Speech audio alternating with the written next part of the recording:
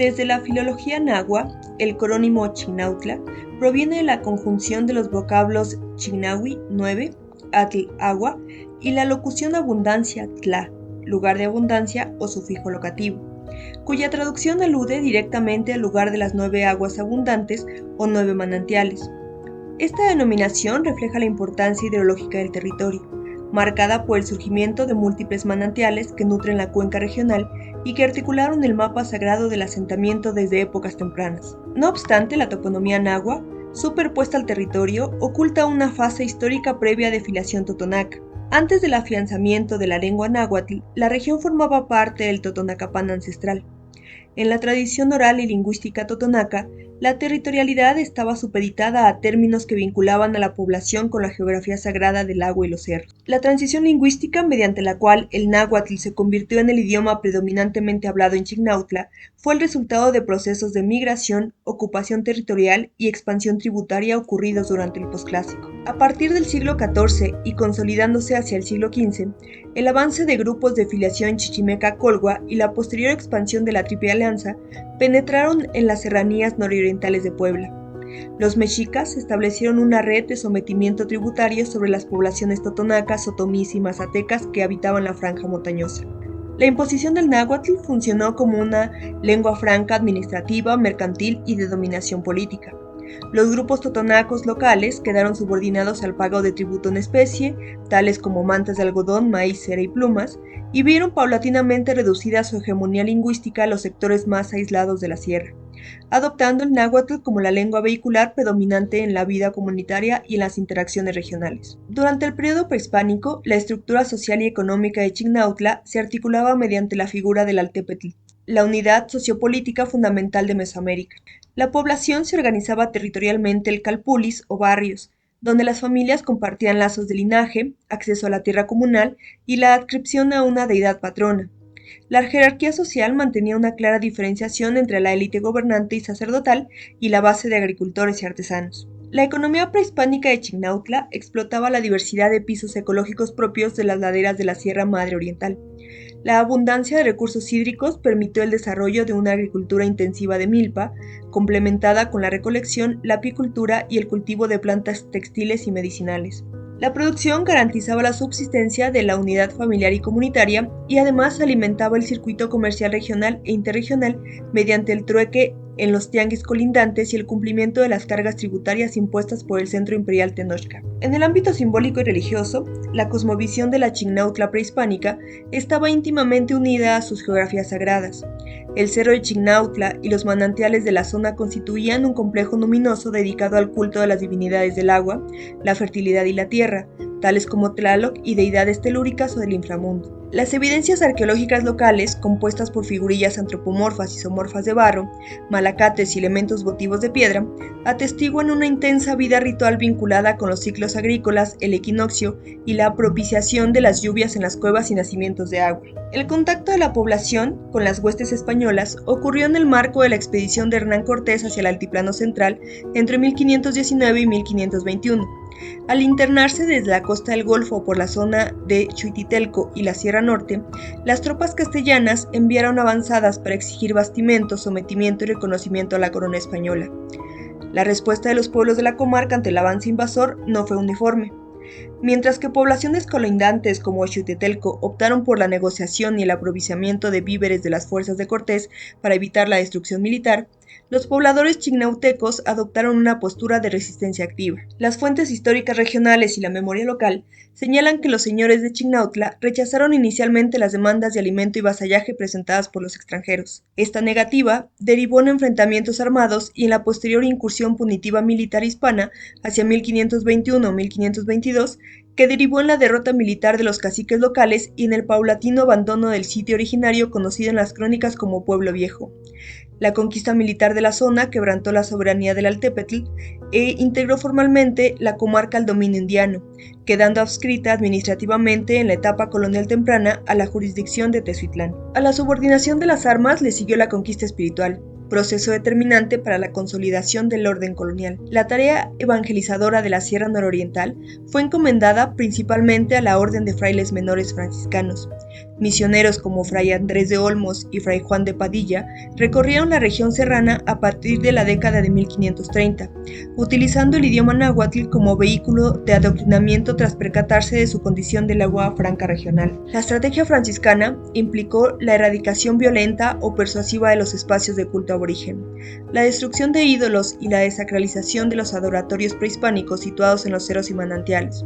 Sobre las estructuras sociales y religiosas precedentes, los frailes impusieron la política de congregación de indios, reordenando a la población dispersa en un trazo urbano reticular articulado alrededor de un templo católico dedicado a los santos patronos, notablemente San Mateo y San Miguel Arcángel.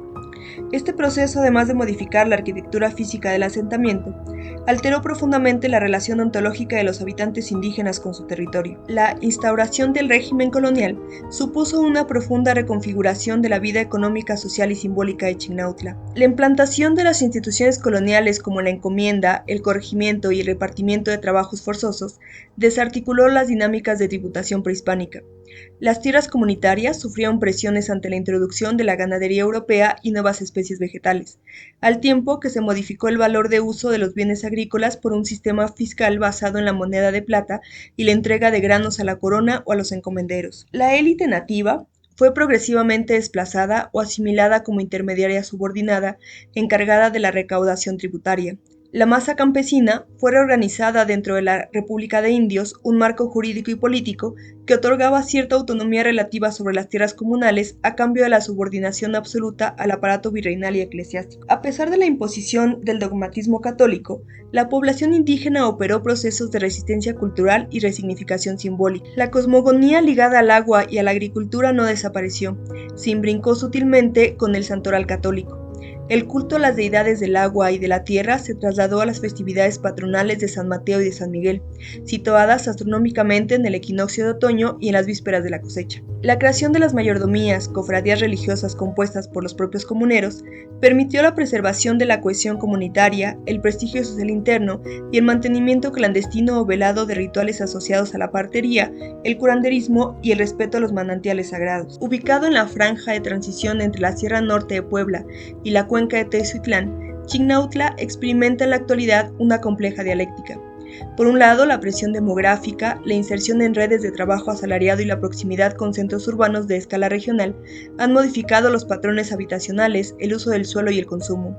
Por otro lado, la comunidad sostiene un denso entramado ritual, un sistema de cargos activo y una tradición dancística de profunda densidad cosmológica. La economía de Chignautla en el siglo XXI se caracteriza por un modelo heterogéneo y pluriactivo. Si bien la agricultura de subsistencia ha dejado de ser la única fuente de ingresos para las comunidades domésticas, la milpa y la horticultura irrigada por los abundantes manantiales locales conservan una relevancia económica, nutricional y simbólica fundamental. El cultivo de la tierra en parcelas de reducida extensión o minifundios se rige por la lógica de la seguridad alimentaria y la preservación de la autogestión campesina. Sin embargo, las transformaciones estructurales del mercado de trabajo han forzado la diversificación de las estrategias de ingreso familiar. Una proporción significativa de la población económicamente activa, especialmente jóvenes de ambos sexos, se desplaza diariamente hacia Teocitlán y municipios conurbados para emplearse en el sector de servicios, el comercio informal o la industria maquiladora textil. Este fenómeno ha introducido el tiempo asalariado y el trabajo industrial en el seno de la vida comunitaria, tensionando los tiempos dedicados a la labor agrícola y faenal. Al igual que en diversas regiones serranas, la migración internacional principalmente hacia los Estados Unidos y la migración interna hacia zonas metropolitanas como Puebla, Ciudad de México o la Ribera Maya constituyen un pilar financiero crucial. Las remesas no solo sufragan el consumo básico y la mejora de la vivienda, financian activamente la economía ritual, permitiendo costear los elevados gastos asociados al cumplimiento de las mayordomías, la elaboración de trajes para las danzas y la realización de las fiestas patronales. En las unidades domésticas, la reproducción cotidiana descansa sobre una articulación entre las generaciones. Mientras los adultos en edad productiva se insertan en mercados de trabajo informales o asalariados, los adultos mayores desempeñan un rol estratégico en la transmisión de saberes agrícolas, el cuidado de la infancia y la preservación de la lengua náhuatl. Las infancias, a su vez, son socializadas desde temprana edad en la cooperación comunitaria y la participación ritual. El propio nombre de Chignautla, 9 manantiales, advierte sobre la centralidad del elemento hídrico en la definición del espacio y la identidad comunitaria. En la contemporaneidad, los manantiales de la zona representan tanto un recurso natural estratégico objeto de disputas como un nodo sagrado en la cosmovisión local. el agua en Chignautla, además de ser concebida como un bien de consumo o un insumo productivo mercantilizable, en ciertos momentos y sentidos, también es visto como una entidad animada con la que se mantienen relaciones de reciprocidad.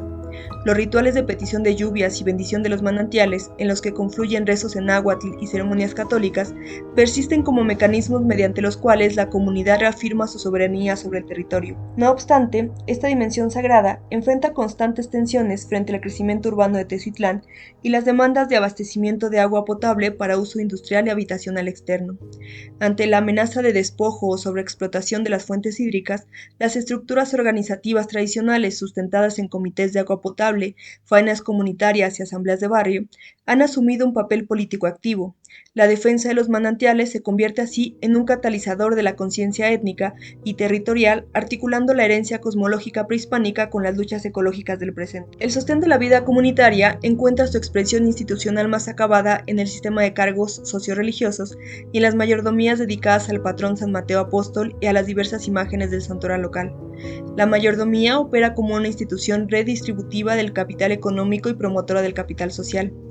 Lejos de extinguirse bajo el impacto de la desecularización o el consumo mercantil, el sistema de cargos ha demostrado una notable plasticidad adaptativa.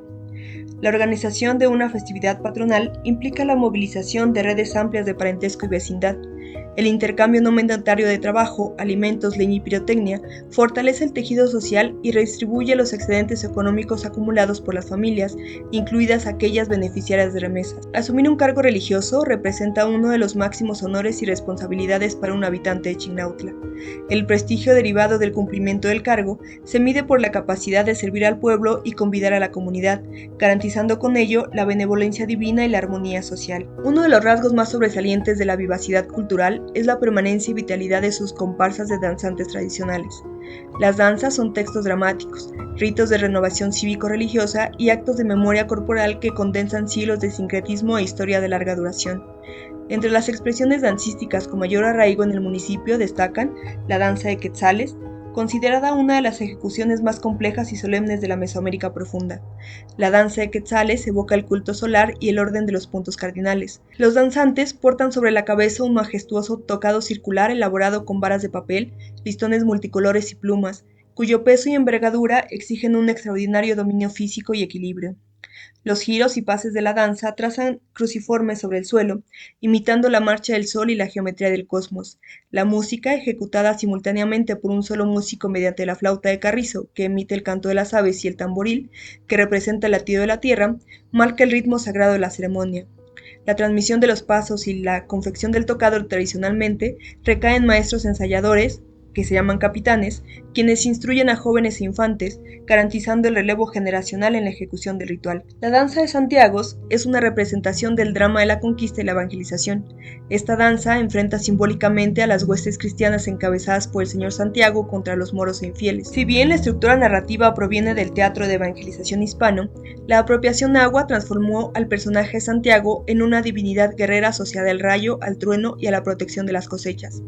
La presencia del matachín y el colocar de los machetes de madera o metal crean un ambiente sonoro que evoca las fuerzas tectónicas y climáticas. La danza de negritos y tecotines. Estas comparsas escenifican la interacción entre los pobladores autóctonos, los colonizadores y las poblaciones de origen africano introducidas durante el periodo colonial. En la danza de negritos, la trama central gira en torno a la mordedura de una serpiente y los intentos de sanación mágica por parte de los danzantes. Este pasaje alegórico sintetiza la lucha del ser humano contra las fuerzas destructivas de la naturaleza y la búsqueda del equilibrio mediante la intervención ritual colectiva. La participación de niños y niñas y adolescentes en las comparsas dancísticas constituye un proceso pedagógico comunitario no formal. A través de la imitación corporal, la memoria auditiva y la disciplina del ensayo, las nuevas generaciones encarnan la historia y la cosmogonía de su pueblo.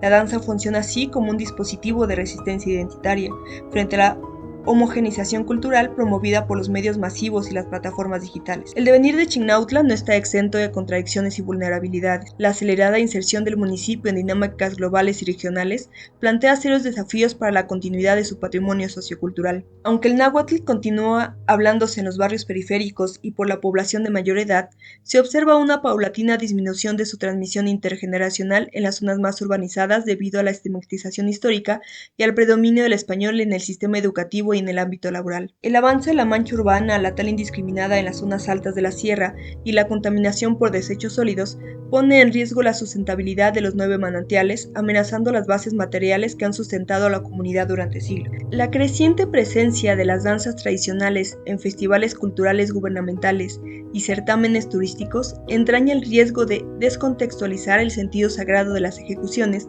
transformándolas en objetos de consumo estético desprovistos de su función comunitaria originaria. Frente a estas amenazas, los habitantes de Chignautla despliegan activamente diversas formas de agencia cultural: la reorganización de talleres comunitarios para la enseñanza del náhuatl, el fortalecimiento de comités civiles para la preservación de los recursos hídricos y el compromiso inquebrantable de los mayordomos y danzantes demuestran que la comunidad no es una víctima pasiva del cambio social, sino un sujeto histórico con capacidad de autodeterminación.